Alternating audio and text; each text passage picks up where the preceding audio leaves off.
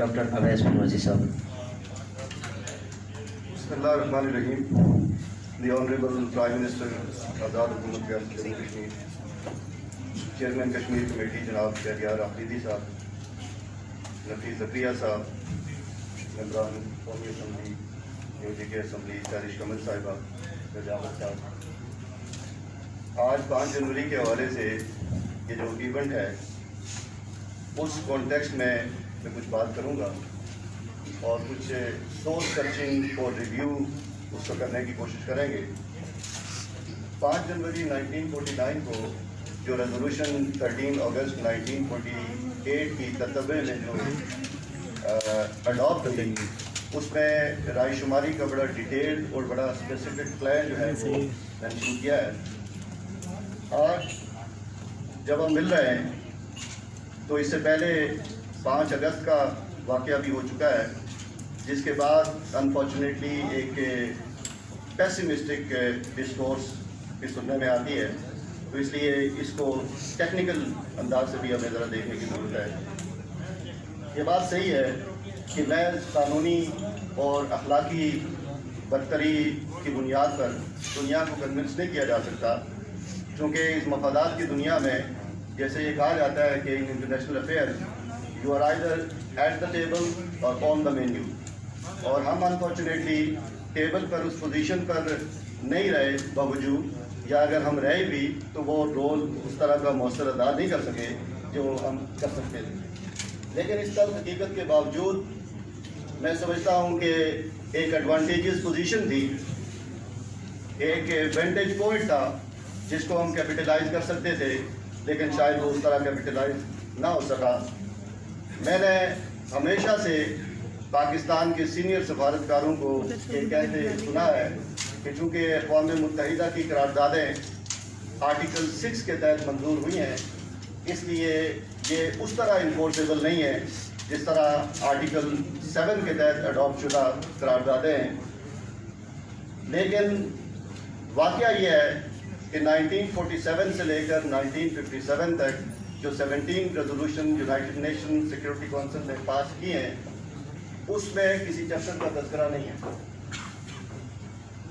Research society of international law نے professor Ahmad بلال صوفی کی leadership میں, ان کی سپرویژن میں ایک بڑی وسیع ریسرچ کی ہے جو اس ریسنٹلی اس میں پبلش بھی ہوئی ہے, اور اس مغالطے کو انہوں نے رفع کیا ہے کہ یہ قرارداد جو ہے وہ اس کو چیپٹر کے تحت جو ہے وہ چیپٹر 6 کے تحت کا جو مغالطہ ہے اس کے تحت اس کو نہیں دیکھا جا سکتا.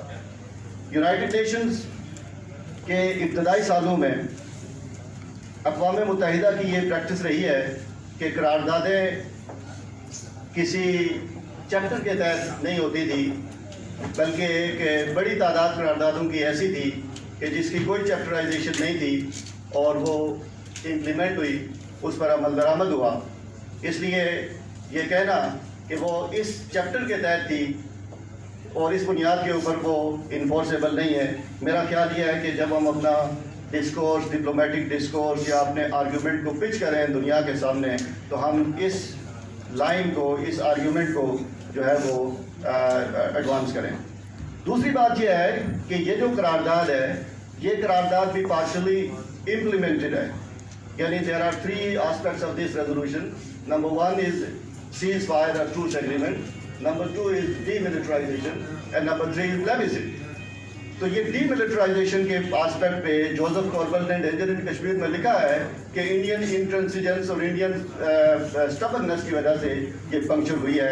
اس لیے اس آرگیومنٹ کو دنیا کے سامنے اس انداز سے پروجیکٹ کرنے کی ضرورت ہے کہ یہ پارشلی امپلیمنٹڈ ہے اور اس کو جو ہے وہ مکمل طور پر امپلیمنٹ کرنا چاہیے.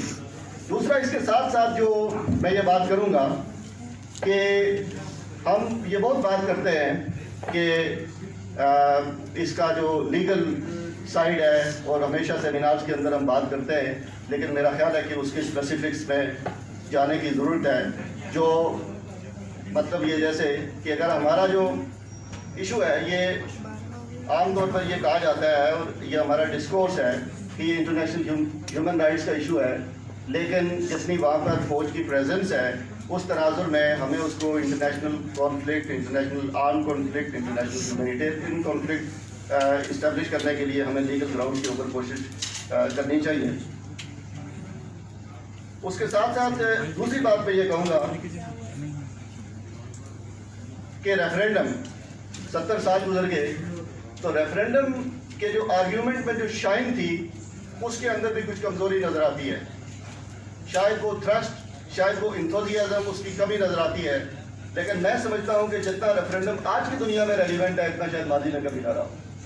اس کی وجہ یہ ہے کہ دنیا ریسنٹلی آپ دیکھیں کہ ریفرینڈم پولیٹیکل انسٹیٹیوشن جو ہے وہ بڑے ڈیسیژن کرنے میں فیل ہو چکے ہیں، جس بنیاد کے اوپر آپ یہ دیکھتے ہیں کہ آپ کے سامنے ایسٹ تیمور کی بات نہیں کرتا ہے، every body nose.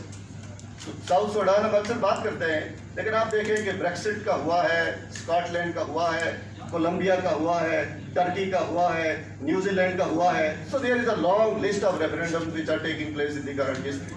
So this argument is not outdated. This argument is not something which is, the history, but that is quite relevant, and we have to take this argument in this global context. Pakistan کی Kashmir policy کے حوالے سے، پاکستان کی Kashmir policy ہمیشہ 3 centres کے گرد گھومتی ہے، جس کو میں یہ کہتا ہوں ABC: army, bureaucracy and civilian رجیم.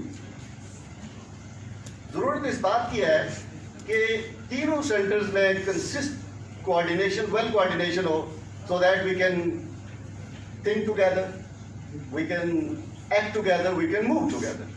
تو اس لیے اس کی کوآرڈینیشن ایک یونیفائڈ پالیسی کے لیے میں سمجھتا ہوں کہ بہت زیادہ ضروری ہے. میں بات کر رہا ہوں پارلیمنٹ کی حوالے سے، یہ میرا پوائنٹ جو ہے وہ ہے. شہریار آفریدی صاحب کے ساتھ ہماری ایک طویل نشست ہوئی اور ہم نے کچھ گزارشات ان کی خدمت میں پیش کی تھی آج سے 1-2 ماہ پہلے، تو میں اس کو ری ایٹریٹ کروں گا دوبارہ. آج وہ موجود بھی ہیں کہ پارلیمنٹ کی کشمیر کمیٹی، اس کی ریپرزنٹیشن، اس کی فارمیشن، اس کا مینڈیٹ، اس کا ویئر ودان، اس کو ری ڈیفائن کرنے کی ضرورت ہے، اس کو امپاور کرنے کی ضرورت ہے، تاکہ یہ انسٹیٹیوشن اس کو ٹیک اپ کر سکے، یہ انسٹیٹیوشن اس کے اندر کلیدی کردار ادا کر سکے. میں سمجھتا ہوں کہ اگر اس پر ہم ایک کنسنسس ڈیولپ کر لیں اور ہم اس پر کام کریں تو یہ ایک بڑا ہی کلیدی کردار ہوگا. جیسے آنریبل پرائم منسٹر نے اس پر توجہ دلائی، وہ ایک اس کی طرف ہم پیش رفت کر سکتے ہیں. کشمیر پر ڈسکورس، جینوئن ڈسکورس، 70 ایئر سے ہم نے یہ بات کی ہے، لیکن انفارچونیٹلی اگر آپ لٹریچر ریویو کریں تو اس طرح کا ڈسکورس ہم پروڈیوس نہیں کر سکے. یہاں یہ سوال پیدا ہوتا ہے لوگوں کے ذہن میں کہ جیسے میں نے بھی ابتدا میں بات کی کہ محض قانونی تشریح سے، محض انٹلیکچوئل ڈسکورس سے کیا ہو جائے گا، لیکن ایسا نہیں ہے. اس کو بالکل ڈسمسل ایٹیٹیوڈ ہم اس پہ نہیں رکھ سکتے. کشمیریوں، آپ جیسے میں ایک ایگزامپل دوں کہ 2018 میں 2019 میں ہیومن رائٹس کونسل کی ایک رپورٹ آئی جس کو ہم نے بڑا پروجیکٹ کیا، اس پر کانفرنسز کی، اس کے اوپر لابی کی. اس کانفرنس کی بیس ایک رپورٹ ہے جس کا نام ہے دی اسٹرکچر آف وائلنس. یہ 800 صفحے کی رپورٹ ہے جو پرائمری ڈیٹا کے اوپر بیس کرتی ہے، اور جس کو پبلش ہونے کے بعد خرم پرویز اور پرویز امروز جس نے یہ رپورٹ کمپائل کی وہ گرفتار ہوئے. اگر یہ پرائمری ڈیٹا کی بنیاد کے اوپر یہ کام ہوتا تو شاید ہمارے آرگیومنٹ کے اندر زیادہ فورس اور زیادہ اچھے انداز سے ہم اس کو کر سکتے تھے. تو میں سمجھتا ہوں کہ اسی طرح ہمیں اپنا ڈسکورس جو ہے وہ پروڈیوس کرنے کی ضرورت ہے، اور نیٹیوز کو کرنے کی ضرورت ہے. وہ مارکس نے کہا تھا کہ they can't represent themselves, they must be represented. تو انسٹنٹ کے ادر پیپل ریپرزینٹ کریں. we the people of AJK, people of across the line of control, they should generate such kind of discourse. اس کی importance ہے. اور last میں بات یہ کروں گا، وزیر اعظم صاحب بھی اکثر بات کرتے رہتے ہیں کہ آزاد حکومت ریاست جموں کشمیر کو irrespective of this fact کہ کس کی حکومت ہے وہاں پہ، اس کو ایجنسی دیں. Because that is the government which represent the genuine aspiration of the people of Jammu and Kashmir. تاکہ وہ بات دنیا کو کشمیریوں کی کہانی کشمیریوں کی زبانی جو ہے وہ سنی جا سکے. میں سمجھتا ہوں کہ اگر یہ کیا جائے تو دنیا میں اس کے سمپتائزرز ہمیں بہت ملیں گے. چونکہ وقت کی کنسٹرینٹس ہے، میں کچھ زیادہ گفتگو نہیں کروں گا. انہی پوائنٹس کے اوپر میں شہریار آفریدی صاحب بیٹھے ہیں، پرائم منسٹر صاحب بیٹھے ہیں، دیگر لوگ بیٹھے ہیں، تو ان کی توجہ اس تک مبذول کروانا چاہتا تھا. مجھے امید ہے کہ انشاءاللہ تعالیٰ وہ اس کو اپنے رائے عمل کے اندر اجرا کریں گے. Thank you so much.